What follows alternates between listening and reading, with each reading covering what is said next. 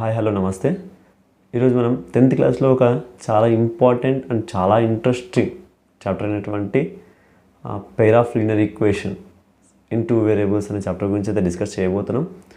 So చాలామందికి ఈ chapter కన్ఫ్యూజన్ని తీసుకొస్తుంటారు. దీంట్లో ఉన్న questions like the example like 5 pencils 6 pencils కలిపి 30 రూపీస్ అయినప్పుడు అలా 2 లీనియర్ ఈక్వేషన్స్ ఇచ్చి గ్రాఫ్ గీయమని చెప్పొచ్చు, లేకపోతే దాని మీద సొల్యూషన్ చేయమని చెప్పొచ్చు. నెంబర్ ఆఫ్ మెథడ్స్ ఉంటాయి, A1 A2 B1 B2 C1 C2.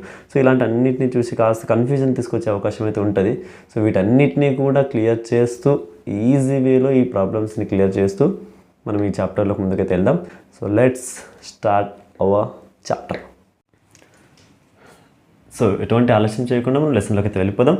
మేజర్గా మనం first pair of linear equations in two variables అనే లెసన్ నేమ్ని అర్థం చేసుకోవాల్సిన పరిస్థితి ఉంటుంది. కన్ఫ్యూజన్ రాకూడదు అంటే like pair is nothing but మనకు జత కదా, మనందరికీ తెలిసిన విషయం.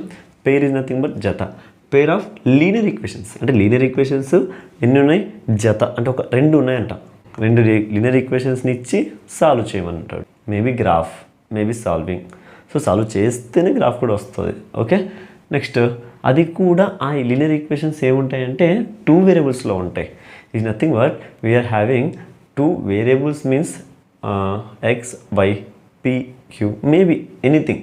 సో మనకు ఫస్ట్ అసలు వేరియబుల్స్ అంటే ఏంటి, ఈక్వేషన్స్ అంటే ఏంటి, లీనియర్ ఈక్వేషన్స్ అంటే ఏంటి, అదే నా లీనియర్ ఈక్వేషన్స్ 2గా ఉంటే పెయిర్ అని ఎందుకు అంటున్నాం, ఏంటి అసలు అనే దాని గురించి అయితే క్లియర్గా డిస్కస్ చేసుకుందాం. So without making delay let start. So మేజర్గా ఫస్ట్ మనకు కావాల్సింది ఈ లెసన్ నుంచి ఈక్వేషన్స్ అనే వర్డ్కి క్లియర్ ఎక్స్ప్లెనేషన్ కావాలి. సో అది వచ్చిన వెంటనే మనకి ఏమవుతుంది అంటే ఒక క్లారిటీ అనేది వస్తుంది. దాని నుంచి మనం ఈజీగా ముందుకు వెళ్తూ ఉంటాం అనమాట. సో మేజర్గా ఈక్వేషన్ ఈజ్ నథింగ్ బట్ అంటే like name it self says equating something. Like మనం బ్యాలెన్సింగ్గా మనం ఎక్కడ మార్కెట్కి వెళ్ళినప్పుడు ఒక తక్కడ చూస్తాంగా, దాంట్లో ఇటువైపు కేజీ రాయలు, ఇటువైపు వచ్చేసి మనం కూరగాయలు కానీ ఏదో ఒకటి పెడతాం. సో ఎప్పుడైతే దానికి ఈక్వల్ బ్యాలెన్స్ అయితే వే అవుతుందో అప్పుడు బ్యాలెన్స్గా ఉంటాయి. అందాకప్పుడు ఏమవుతుందంటే ఇలా అన్బ్యాలెన్స్డ్గా పైకి కిందకి ఉంటాయి కదా, దాన్ని మనం ఏమంటున్నామంటే 2 వైపుల బరువుని వేసినప్పుడు 2 వైపుల బరువు ఉంటుంది, తక్కడికి 2 వైపుల బరువు ఉంటుంది, అప్పుడు దాన్ని ఈక్వేటింగ్ అంటాం. లైక్ ఏంటి అంటే మనకు ఈక్వేషన్లో మేజర్గా కనిపించాల్సింది ఈక్వల్స్ టు. లైక్ ఈ ఈక్వల్స్ టు ఎక్కడ కనిపించినా కూడా దానికి LHS ఉంటుంది అండ్ RHS ఉంటుంది.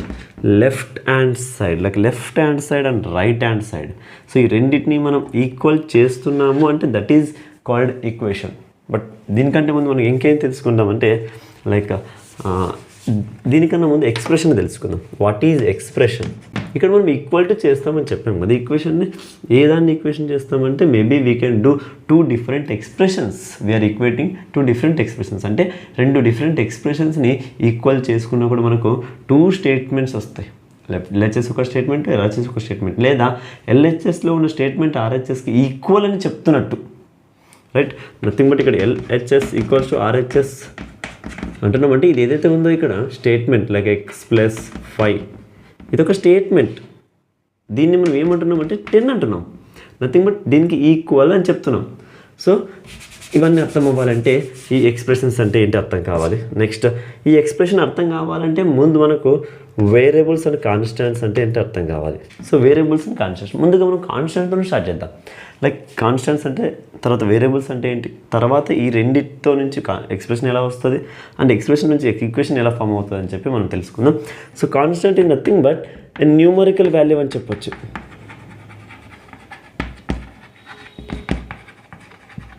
A numerical value like 1 2 3 -1 -2 -3 any number, A number అయినా కూడా దాన్ని మనం కాన్స్టాంట్ అంటాం.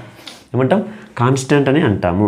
సో ఎగ్జాంపుల్ కిందకి 1000 2 -3 -14 ఏ నెంబర్ అయినా పర్లేదు. It never changes the value. It never changes the value. 1 is always 1 and -3 is always -3. 1 never becomes -3, -3 never becomes 1. అంటే దీని వాల్యూ ఎప్పటికీ చేంజ్ చేసుకోదు. సో అది న్యూమరికల్ వాల్యూ కాన్స్టాంట్. అందుకే దాన్ని ఏమంటున్నామంటే కాన్స్టాంట్ అంట. A numerical value that never changes its value. That never changes its value. And next ఇప్పుడు మనం వేరియబుల్ అంటే ఏంటో చూద్దాం. Variable is nothing but like from A to Z, from A to Z a letter తీసుకున్నా కూడా మనం దాన్ని వేరియబుల్గా consider చేయొచ్చు లెసన్లో.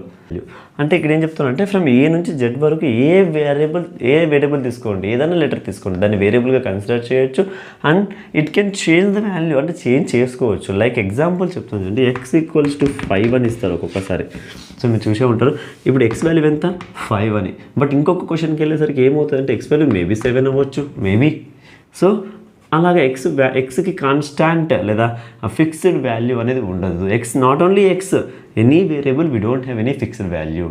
సో అలా ఫిక్స్డ్ వాల్యూ ఉండదు కాబట్టి అది వేరియబుల్ అని అంటున్నాం. It's varying, changing. Vary is nothing but changing.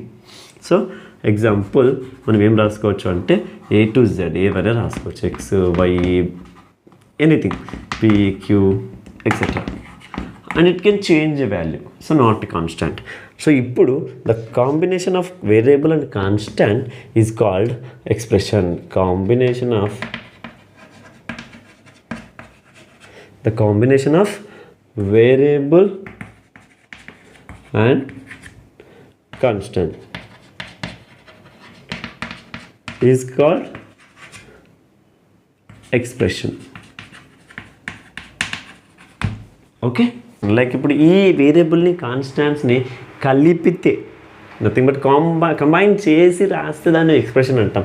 Like example ఏం తీసుకోవచ్చు అంటే 3 is a constant number and x is a variable.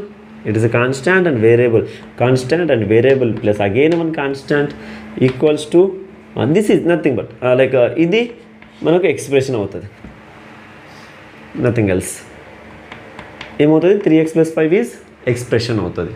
So ఇక్కడ మనం ఏమేమి కంబైన్ చేస్తాం, ఇలా కాకపోతే x + 5 like next x² + 3 also an expression but it is not a linear expression. I will discuss about this later. So ఇలాంటివి ఎగ్జాంపుల్గా తీసుకోవచ్చు. Okay, next then what is equation? ఈ ఎక్స్ప్రెషన్ దేనికైనా ఈ ఎక్స్ప్రెషన్ మనం ఏమనొచ్చు అంటే స్టేట్మెంట్ అనొచ్చు. దాన్ని దేనికైనా ఈక్వల్ చేస్తున్నాము అంటే దాన్ని ఈక్వేషన్ అని అంటాము. ఓకే, సో 3x + 5 ఏదైతే ఎక్స్ప్రెషన్ ఉందో ఇది స్టేట్మెంట్గా కన్సిడర్ అవుతుంది. దీన్ని మనం RHSకి దేనికైనా ఈక్వల్ చేయొచ్చు. మేబీ 0, మేబీ 6, ఎనీథింగ్ మనం ఈక్వల్ చేస్తున్నాము అంటే it is called and equation. Maybe ఇక్కడ స్క్వేర్స్, క్యూబ్స్ ఏవైనా ఉండొచ్చు, ఈక్వేషన్ అవ్వడానికి ఏదైనా ఉండొచ్చు. ఓకే, సో నెక్స్ట్ ఈక్వేషన్ అంటే అర్థమైంది కదా అందరికి ఇప్పుడు. So combination of variable and constant మనం ఎక్స్ప్రెషన్ అంటాము. అలాంటి ఒక ఎక్స్ప్రెషన్ స్టేట్మెంట్ ఉంటుంది కదా, దాన్ని మనం దేనికైనా ఈక్వల్ చేస్తున్నాము అంటే అది ఈక్వేషన్ అవుతుంది. The major difference between equation and expression is equal to. Okay, the major difference between expression and equation is equal to. అది బాగా గుర్తుపెట్టుకోండి. సో నెక్స్ట్ మనకి ఇక్కడ వరకు అయితే క్లియర్. మనకి ఇప్పుడు ఈక్వేషన్ అంటే అర్థమైంది. Then what is linear equation? Like linear is nothing but the highest degree వచ్చేసి 1 ఉండాలి. హైయెస్ట్ డిగ్రీ ఆ ఎక్స్ప్రెషన్లో హైయెస్ట్ డిగ్రీ జస్ట్ 1 మాత్రమే ఉండాలి. అప్పుడు మాత్రమే దాన్ని లీనియర్ ఈక్వేషన్ అని అంటాము. సో లీనియర్ ఈక్వేషన్ రాస్తున్నా చూడండి. ఒకటి 3x + 5 are x + 6 maybe anything ఏదైనా తీసుకోండి. బట్ ఇక్కడ పవర్ ఏంటి, దాని యొక్క డిగ్రీ ఏంటి? x యొక్క డిగ్రీ 1, ఇక్కడ 1. బట్ ఇంకొకటి రాస్తున్నా చూడండి 3x² - 2. బట్ ఇక్కడ డిగ్రీ ఏంటి 2. So this is not a linear. This is not a linear equation. This is not a linear expression. If I given equals to like this, this is equation and ఇప్పుడు ఇది linear equation కాదు. మరి ఏమంటాం దాన్ని? Only ఇలా ఉంటే expression, ఇలా ఉంటే ఈక్వేషన్, ఇలా ఉన్నప్పుడు లీనియర్ ఈక్వేషన్ అంటాం. 3x² + 2 ఇలా స్క్వేర్లో ఉంది అనుకో, దీన్ని మనం ఏమంటామంటే క్వాడ్రాటిక్ ఎక్స్ప్రెషన్ అంటాం.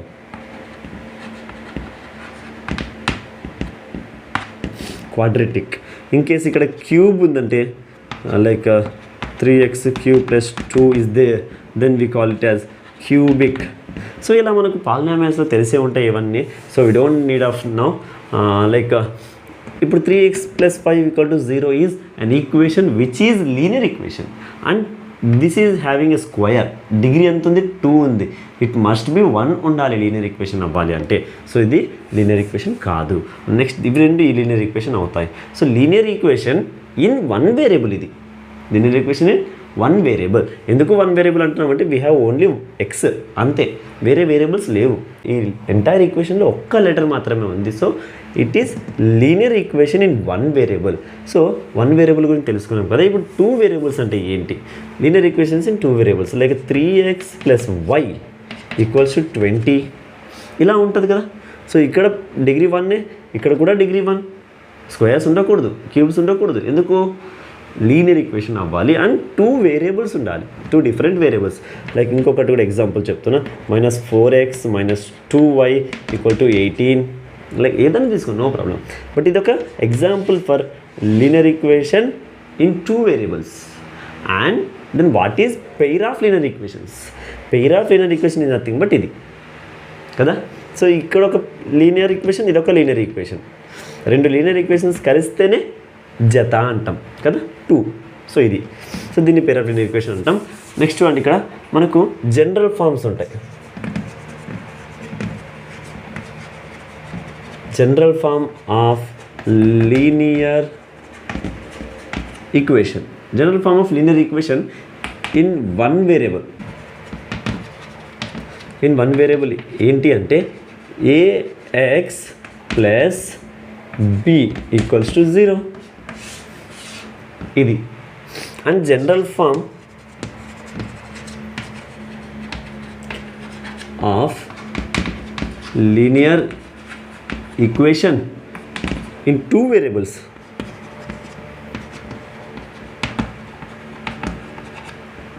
ఏమవుతుంది అంటే ax + by + c = 0.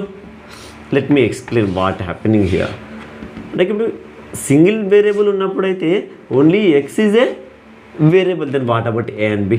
These are not variables, we are not considering these as a variables. మనం ఇక్కడ కన్సిడర్ చేయట్లేదు దీన్ని వేరియబుల్స్ లాగా, ఎక్స్ని మాత్రమే వేరియబుల్ అంటున్నాము. And A and B are real coefficients అంటాం మనం. Coefficients is nothing but like ఇది కోఎఫిషియెంట్ అవుతుంది, ఇది వచ్చేసి కాన్స్టాంట్ వాల్యూ అవుతుంది.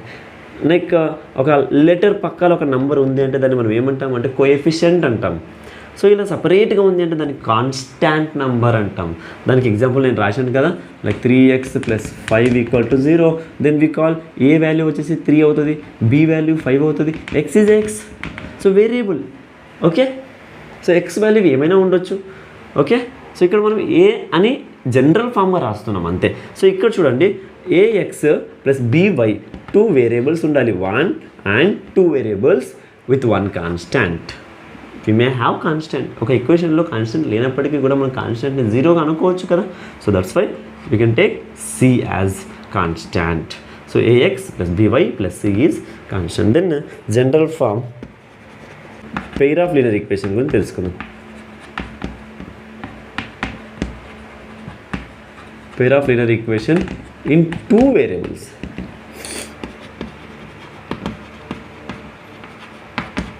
టూ వేరియబుల్స్లో జనరల్ ఫామ్ ఏమవుతుంది అంటే a1x + b1y + c = 0. ఇది ఫస్ట్ ఈక్వేషన్. పెయిర్ అన్నాం కదా, 2 ఈక్వేషన్లు ఉంటాయి కదా. సో ఇది మనకు ఫస్ట్ ఈక్వేషన్ కాబట్టి అన్నిట్లో మనం 1 1 and 1 పెడతాం. Next a2x + b2y + c2 = 0. This is a pair of linear equation in 2 variables.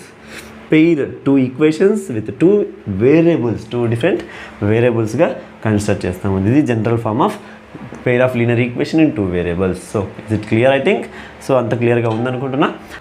By using these formula, మనకి మేజర్గా ఈ లెసన్లో ఈ ఫార్ములా మాత్రమే యూజ్ చేస్తాం కదా.